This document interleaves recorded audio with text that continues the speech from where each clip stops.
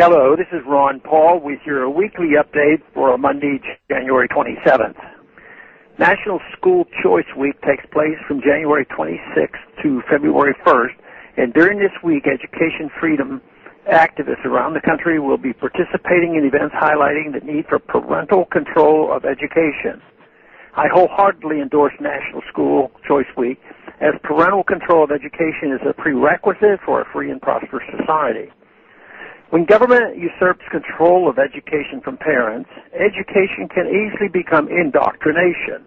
Centralized top-down models of education are also doomed to failure, as there is no way a bureaucrat in D.C. can design an education system capable of meeting the needs of every child in the country.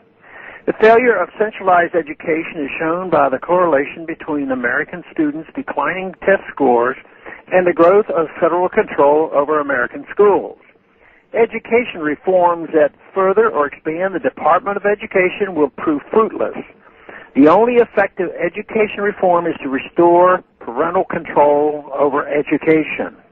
The key to restoring parental control is to give parents back control over the education dollar.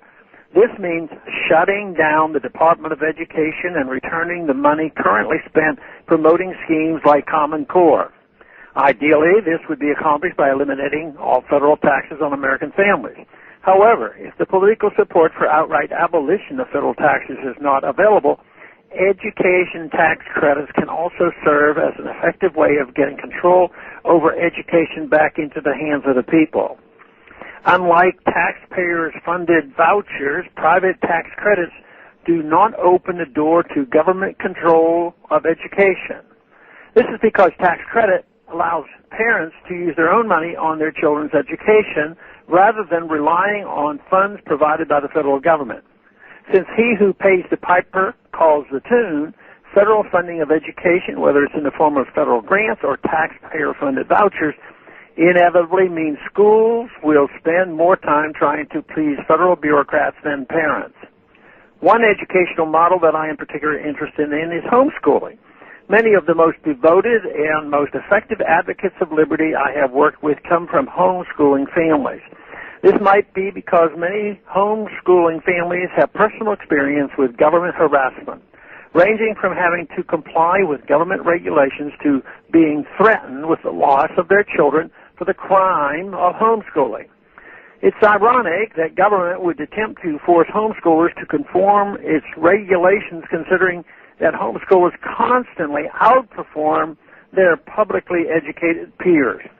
In order to encourage the growth of homeschooling, I have developed my own homeschool curriculum. The Ron Paul curriculum consists of a rigorous program of study in history, economics, mathematics, and the physical and natural sciences. Older students will also have the opportunity to get practical experience creating and running their own online businesses. Frequent written assignments will ensure students have the maximum opportunity to develop strong communication skills. Given my strong belief in liberty, the history and economic curriculum will provide a good grounding in liberty, including the principles of Austrian economics.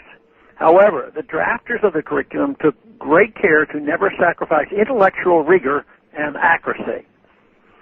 Education is one of those things that is simply too important to be left to the government. The best way to ensure quality education is to ensure that parents have the ability to pick the education option that best fits their child's unique needs and abilities.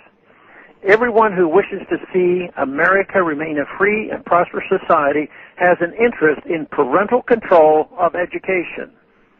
Thanks for calling this update. A new update is placed on this number, 888-322-1414 every Sunday. The written text can be found on my free foundation website at www.the-free-foundation.org and on my Facebook page. Thanks for listening.